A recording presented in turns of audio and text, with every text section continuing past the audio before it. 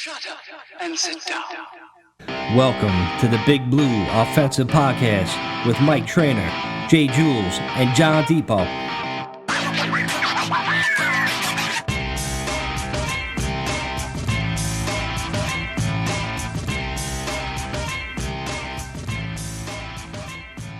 Hey, what's up, everybody? Welcome to the BBO NYG Podcast. I am Mike. Not with anybody this week, man. I'm just gonna do a quick little Super Bowl recap, a couple Giants notes I want to talk about. Usually all three of us, John and Jules, we record on Tuesday nights, but this past Tuesday night, you know what it was? It was Valentine's Day. So you got to spend money on your girl. You got to take maybe a loan out. You got to hit up the ATM or something. You got to buy dinner, flowers. You guys know what the deal is, man. It's just bullshit. It's a bullshit holiday. I mean, I could go down the rabbit hole with this one, but man, don't we spend enough money on you girls? You gotta take advantage of us on a Tuesday night. But I actually had a good time. Not gonna lie, man. She flipped it on me. My girlfriend took me to a steakhouse on Wednesday. Tuesday, just did the flowers thing, blah blah blah, and yeah, didn't want anything like crazy. Went out for a quick drink, and then she surprised me.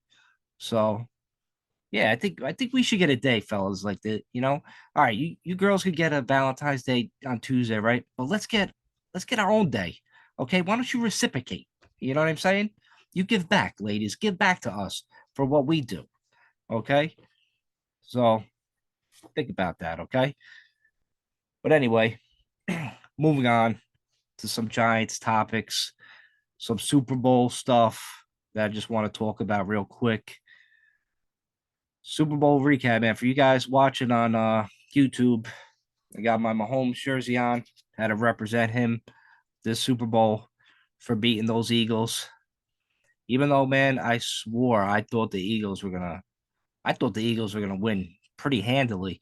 And I tell you, Eagles looked like they were gonna win pretty handily. They were scoring points. Um, Mahomes, he was still tender with that ankle. I know he hurt himself a little bit during the game, but the Eagles were pretty much in full control until that Jalen Hurts fumble, the fumble six that he gave up. Once that happened, the momentum changed in that game. And then then you see the whole second half. And of course, Kadarius Toney, the guy that pretty much has like 10 plays, maybe even less than that in Kansas City's playbook. He's always running the same dumb shit. He goes out, goes behind the line of scrimmage. They throw to him, sideways. He catches it and tries to run for a touchdown. But, Toney, man, he's just like he had that big touchdown. And then the biggest play the Super Bowl was the longest punt return in football history. And he set the team up. It's crazy. Just thinking about that trade. I mean, we did get a third round and a sixth round, but we're gonna have to wait to see if that trade pans out. And I get everybody's, thing on Toney. He didn't want to be here. He didn't want to be a Giant. It just seems like I think somebody told me on Twitter like he was like the first like 3 years of Florida. He's pretty much just a gadget player, and then his senior year he finally became like a number one wide out receiver. But it seems like he didn't really grasp the Giants playbook. He went to Kansas City, and I tell you, I don't. You got to be real smart to play for Andy Reid because, I mean, you just look at that big ass fucking play sheet he got when he's reading it up to his face, like on when you're watching the games, and then he's got Bieniemy there to support him with his plays, and it's just like you got to be a brilliant human being in order to follow Andy Reid's playbook because they do some crazy shit, man. They're doing like these weird, you know, little fucking handoffs, to Kelsey for a little 2 yard touchdown. All these gadget plays they're running. So I give it. I have to be in like Tony's side a little bit with that. He probably just got there too late. He's probably going to need a long time to adapt and get more plays in Kansas City's playbook because, man, They throw so much shit at you. But I tell you, man, the Super Bowl, I'm glad Kansas City won. Don't get it twisted. But I tell you, Philly was the better team, I think. If Jalen Hurts don't do that boneheaded play and let Kansas City back in the game, you know what I mean? Otherwise, they were running away with it. And I tell you what, it almost felt like a setup. It really did, because if you noticed in the very beginning of the game, all these guys were slipping, right? The defensive players, they couldn't get like any traction at all. I mean, this is the Eagles team that led the league in what, like 50 sacks, and they couldn't get no sacks during the game on this guy. I mean, I understand like Kansas City's offensive line, their pass protection is phenomenal, but still, you're a team that has 50 sacks. You can't get to the quarterback and sack them. I don't know, Super Bowl. You all this billions of dollars, you can't get the field right. But I tell you, the smartest thing I did once I noticed the field condition, because they mentioned it right away. As soon as the game started, like that first couple of drives, the announcers like were all over it. So I picked up on that, and I started doing live wagering on FanDuel. I seen it like first live wager I had like 50 at 55 total points. Then it went up to 57. I took that. I took 61. I took 64. I took 69. You know what I'm saying? And then the last one I took was 73, and I pushed that one. And of course, that was my biggest bet. And I kind of made some of my money back considering all the money I spent on Super Bowl boxes because I didn't hit shit, not one freaking box. I had some whack ass numbers for most. I had like 9-3 and stuff like that. And I tell you, when I looked on FanDuel, there was a couple like if you predict the right score, correct score for every $100, you get so and so money. To pick the final score, Kansas City 38, Philly 35. For every $100, it would have paid out $32,000 for every $100 you put on it. And of course, I didn't do it, because I thought Philly was going to win. But it is what it is. But that field, man, you got to get it right. You have to get it right. If you're in the NFL, you have billions of dollars. You can't have a good field where these guys aren't slipping all over the fucking place. I mean, it reminds me like the fields I played at where I grew up. Some flag football and even softball. Like some of the fields I grew up playing in, I mean, it was horrible. You were slipping all over the place. The field was terrible. I was dodging, broken glass, 40 bottles, fucking dog shit. I mean, that's how I grew up. You know what I'm saying? I know some of you guys probably grew up in nice neighborhoods, not hating, but you didn't have to deal with some of this crap. And it just that Super Bowl, they might as well just had dog shit over the fucking at the 50-yard line. It was pathetic. If I was Philly, I'd be really pissed because I think it could have cost them, the game or at least getting a few sacks. I mean, this is the team that just dominated with sacks and pressured the quarterback all year. If you're telling me that's Kansas City's O line, I'm sorry, man, you're wrong. Because remember the last time the field was pretty shitty for a Super Bowl? This going back a few years when Philly was in it too. And trust me, I remember this pretty well, and I'll give you the story. So back in Super Bowl 52, the Eagles played the Pats. I think we all remember that. And the Eagles unfortunately won. They got that last sack on Tom Brady at the end of the ball game. But what was the final score of that game? It was pretty high scoring too, right? 41-33.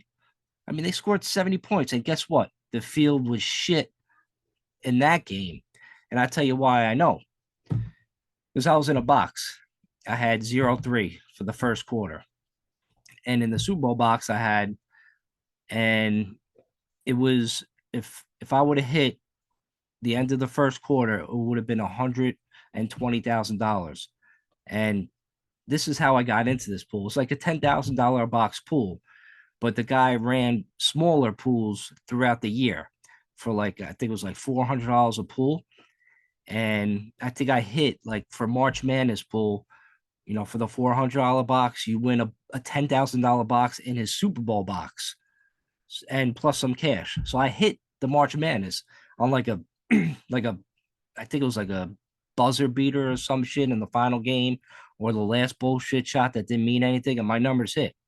So then I was like, oh my God, I have a $10,000 box in this thing. The final was like 450,000, because you have $1 million to separate between all quarters and, reverses and whatnot. So all of a sudden, like, of course, it's Philly, right? This kicker comes up, that it's 3-3 in the first quarter. It's like 3 minutes left in the first quarter. Philly scores a touchdown. I'm like, great. All he needs is an extra point to make it 0-3. And then I'm gonna win $120,000. I'm gonna lose my shit. And then this fucking Philly piece of shit kicker steps up and he fucking misses the extra point. I was and it just to make it matters worse, it was Philly that did this to me. And everybody anybody that's a Giant fan, like, we just hate Philly. We hate them.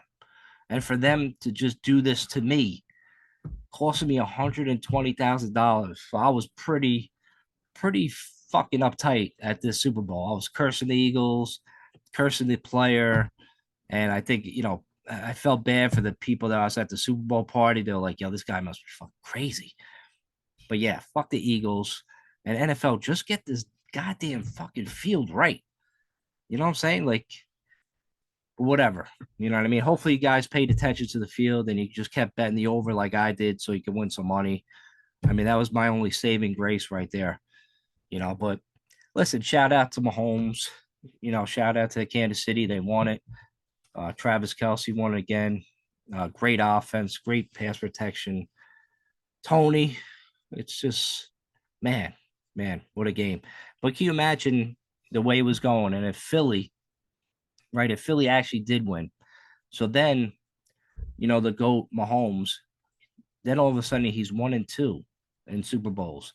Now, are people calling him the GOAT, the greatest quarterback of all time? And I mean, that's definitely far fetched. I mean, I love Mahomes. I think he's fantastic. I draft him. I try to draft him every year in fantasy football. Um, I drafted him in a keeper league, like when he first. Because remember, when he got drafted first, he waited a year behind Alex Smith. He learned the offense, so he stepped in magic, man. He stepped like one of the best O lines, one of the best minds in football, and Andy Reid. I mean, best tight end Kelsey. I mean, don't forget he had Tyreek Hill. He's got Nicole Harmon. Like going deep. He has vertical guys. Now he's got Juju, which don't sleep on Juju. Scantling, like he's got. He's had guys. All throughout like his career. Good run game. But can you imagine if he went 1-2, what the optics would have been? Would he still be the GOAT? Would he still be the greatest of all time? It just proves my point that you just don't need the best quarterback ever to play football to win Super Bowls, because that's what you want, right? You want your team, you want the Giants to win a Super Bowl. Listen, look at the list of guys that won Super Bowl. Flacco won it. Wacko Flacco is terrible. He won a fucking Super Bowl, right? Then Trent Dilfer. Remember Trent Dilfer? I don't know if you guys seen the ESPN Baltimore Ravens, 2000 team, which, they just destroyed us in the Super Bowl.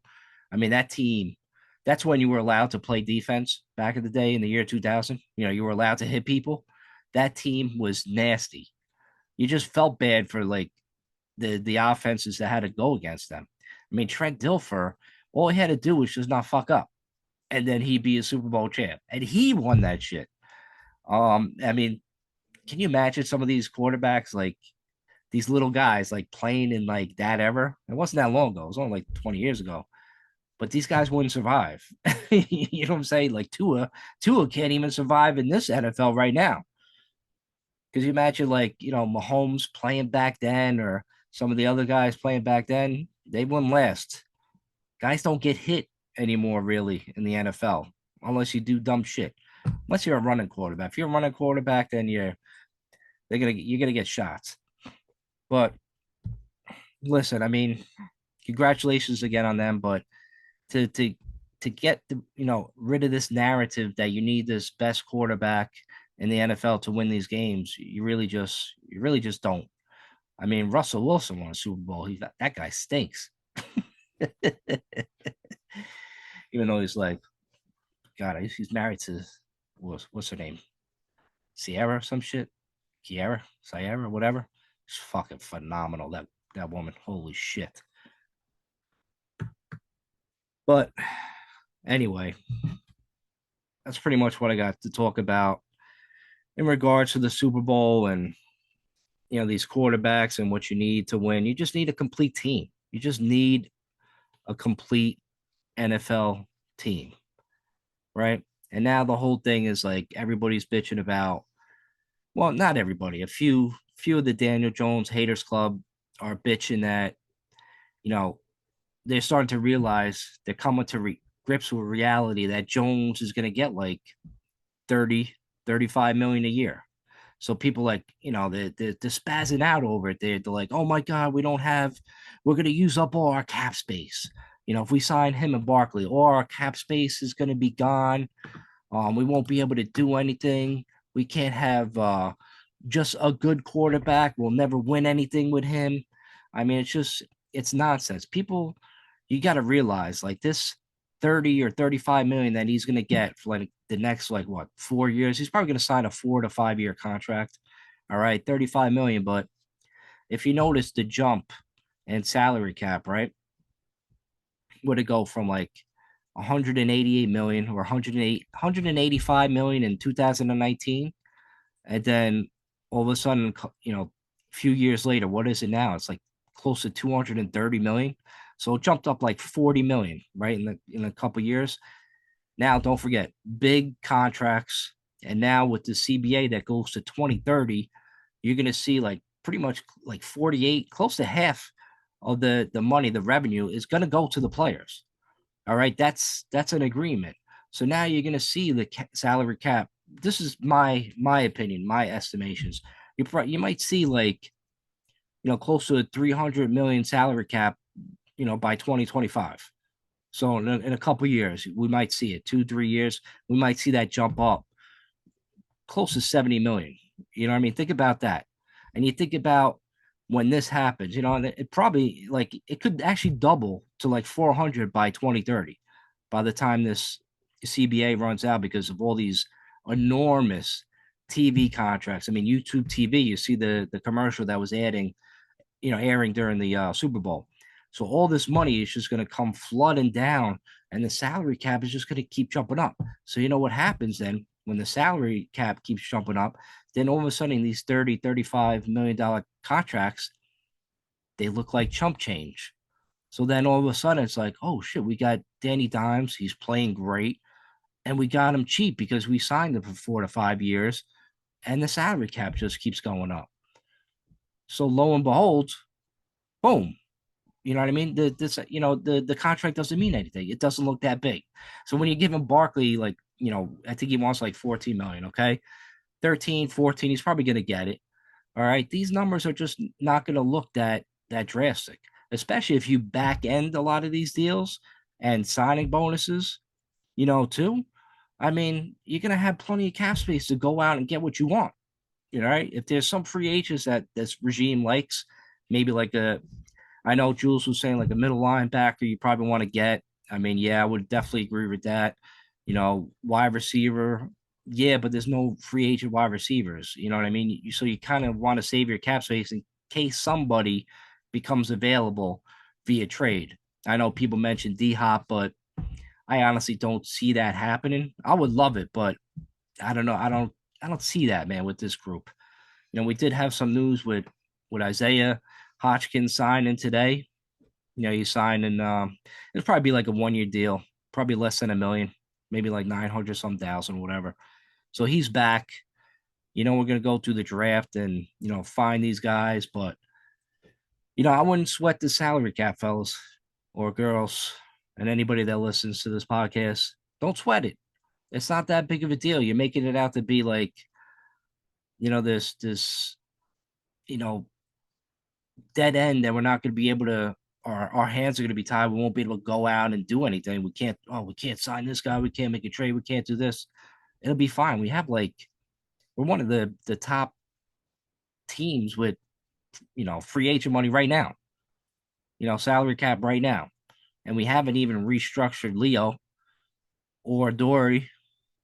I mean, that's the two guys I would do because I think they should stay here for a long time. They haven't cut Kenny Galladay. That's coming.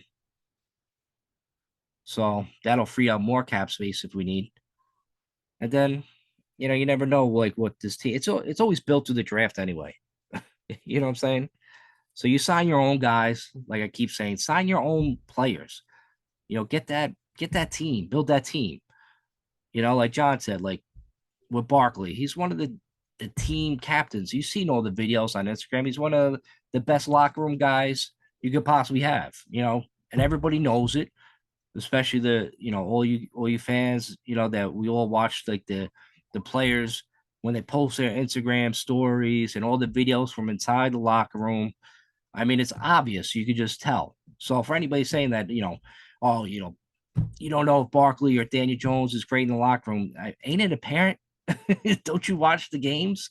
Don't you see how the team reacts to these guys? You know what I'm saying? So it's a big deal, man. It's a really big deal when you have that culture in the locker room and you have a team that actually wants to play for each other.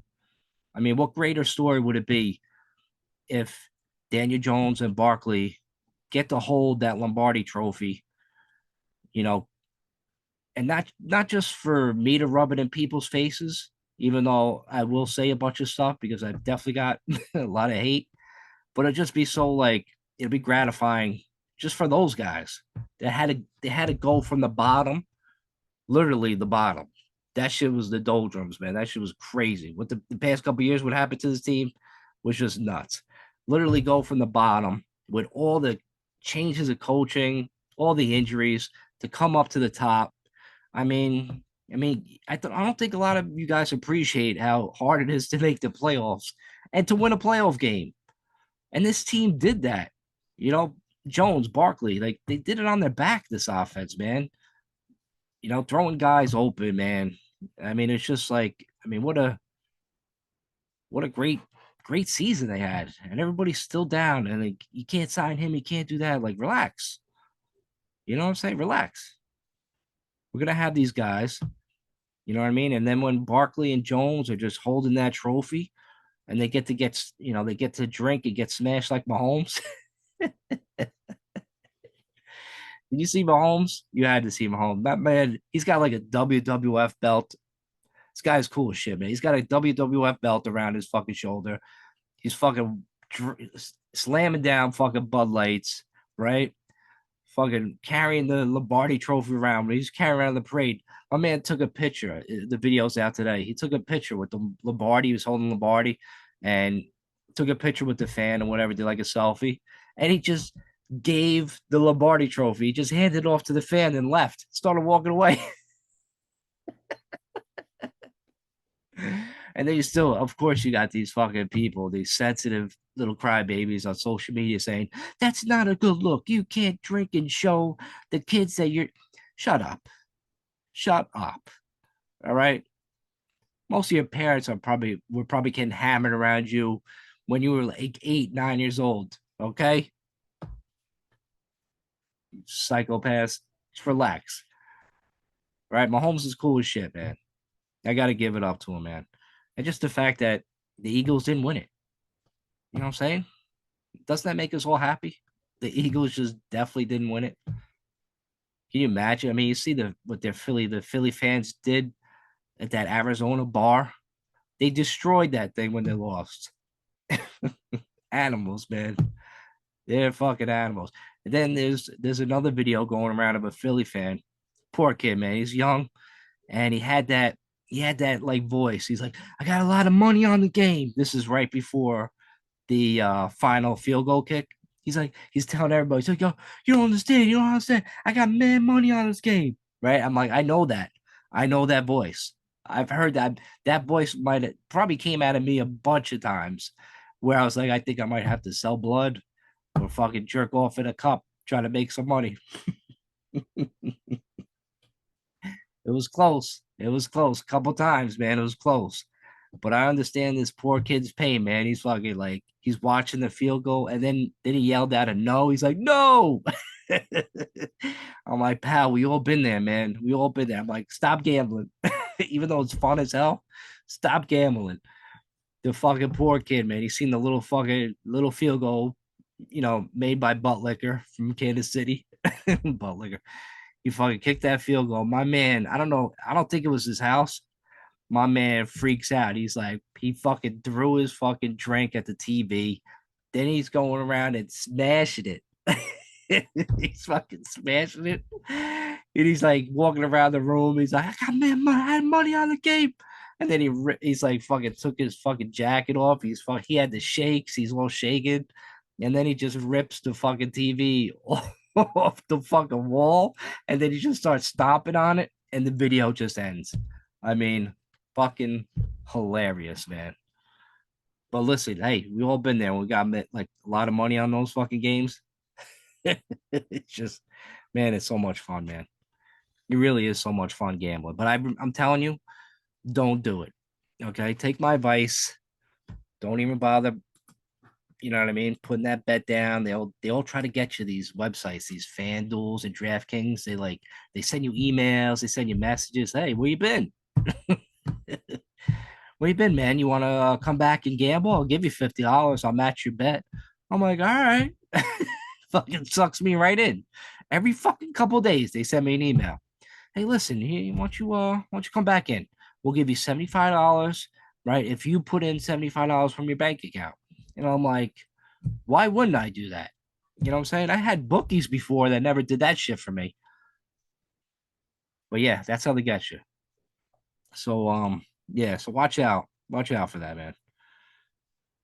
But anyway, I'm gonna take a real quick commercial break and I'll see what else I gotta talk about. We'll be right back. All right, we are back, or I'm back on the BBO NYG podcast. All right, guys. I did forget to mention one thing about the Super Bowl. Obviously, everybody's talking about it. The hold. Bradbury held Juju. Then you seen Juju on social media, just going after, kind of teasing Bradbury about it. Started a whole thing. Some other teammates coming to his defense, to Bradbury's defense, that is, and then other people going after Juju, saying "Don't be a dick." But it's kind of Juju's thing, right? But the hold at the end of the game. Listen, it was a hold. All right. I mean, we all seen it. We all know what a hold is. But I will say this: every play somebody holds in the NFL. So to make that call at that moment in the game, oh man, that was to be honest, it was weak. It was definitely a downer because now if they don't make that call, right, it's still gonna get a field goal. All right. It's still gonna be 38-35. But Philly's gonna have a lot more time to come down the field and I maybe not take the lead, a 4-point lead, but maybe tie it up. So maybe, goes 38-38 and it goes into overtime with the new overtime rules where it's not just like a team will score a touchdown and then they're up by 6 and they just win. The other team gets a chance to come back and score. So it would have been actually because it was a good game. No matter what the field conditions being shit, a lot of points scored. It was fun to watch. It was entertaining. But then it just deflated the whole thing. I'm like, oh, you're gonna win like that? I'm like, that's not exciting. I was like, it's fun. I'm like, it's a bummer, man. You know? I mean, it would have been more of a bummer if it was like, some other team besides the Eagles. Seeing them lose, however, I don't really give a shit. But still, as being a football fan, you kind of want to see the teams decide the outcome of the game. So it's a little bit disappointing in that regard. But what are you gonna do? It's over, and it's on to the new season. Um, yeah. So next week we're back on Tuesday night. We're gonna have guests come pretty much consistently for the next couple months, and we'll talk more football, more contract, more Giants contract situations. Then we're gonna get into the draft. I mean, I think we have like got 9, 10, 11, 20 draft picks, coming in. So that's pretty huge for us, for a team that has some holes to fill, and with not such a great free agent class this year. That's how you win. That's how you build a true team, is building through the draft. That's what you want to do. So hopefully Joe and Brian, they're able to build on this year. Hopefully they draft the right players. Hopefully our last year's draft picks actually come back and play. I mean, so many of them were injured. Don't forget we have a linebacker, you know, Beaver Cleaver, that got hurt earlier in the preseason, so he was pretty much out. Obviously Wandell Robinson, one of our, he probably would have been our vertical deep threat that could probably get behind the defense. I mean, we did have Slayton a couple times, but we needed Wandell Robinson, in there. So hopefully he comes back healthy. But I mean, he went down kind of a late with a knee. I mean, is he going to be ready for the start of the season? So that's something to consider, that, as well. Like we hope our last year's draft picks come back healthy, because they're going to be, kind of a new, they're going to be like rookies pretty much too. I mean, how much playing time did these guys get? So hopefully these guys come back. And don't forget, we had an offensive lineman, interior offensive lineman, Izuzu, that was playing well. And then unfortunately he got hurt. And then we've seen the way our interior offensive line, kind of looked. And don't forget, we're hoping Neil takes a leap, from his struggles his rookie year. I mean, listen, right tackle, kind of a new position. He played left tackle in college, right? I believe. But even regardless, like, it's rookies, he's going to have like those rookie blues, man. You know what I'm saying? So hopefully he makes a leap, because that's when you want to see, like, in your draft picks, you want to see the draft picks, make a leap in year 2, year 3. That's when you had a good draft. I mean, we ain't gonna know, last year's draft for another maybe couple years to see how well that draft is. In reality, you gotta wait. These rookies are going into a men's league. A lot of times they just don't jump in and just, play awesome. You know what I mean? They're not, some aren't ready yet. But so we'll have we'll talk all that, down the road. Then we have the t-shirts came in. I started mailing some of the t-shirts out to some of the guys in the DMs. I'm making it down my list. I got your shirt size, I got your address, got your name. So I'll definitely expect a shirt coming your way. Like we said before, we appreciate your support. We appreciate everything, your interactions on social media, the haters club as well, all you Daniel Jones haters boys and all that. It's always fun. So we're definitely gonna have some shirts for you guys coming down the road. Give us another week or two where I could drop off to like UPS or FedEx. But yeah, that's pretty much it. I just want to leave you guys with one thing. We had I don't know if you've seen this on Barstool Sports. If you're on, on their Twitter feed, I'm gonna play it. Hopefully you hear it. But I definitely recommend. I mean, the audio is still hilarious, but I'll give you the background of it. Basically, this kid, right?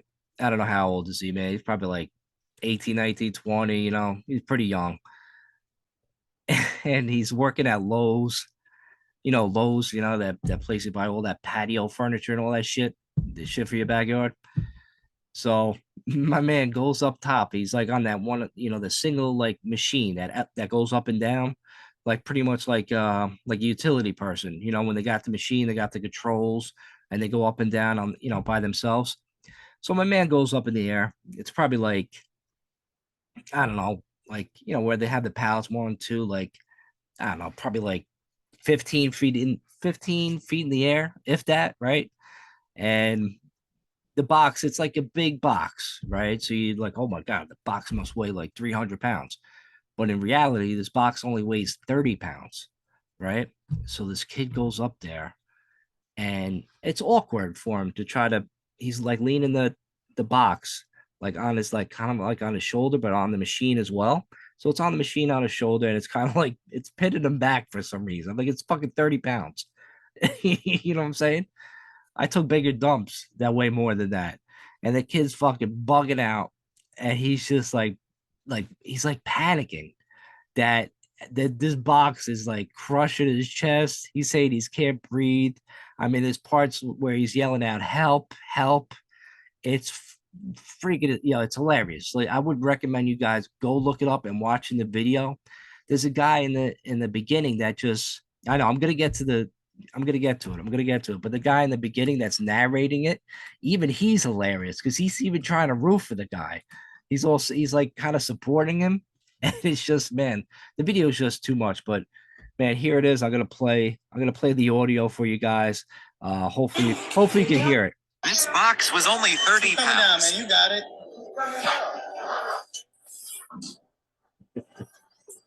Great. Right to the side. You get to the side. There you go. You can't be scared. Just roll with it.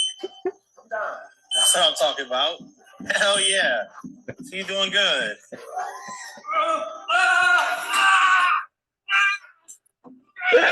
Kick it up again.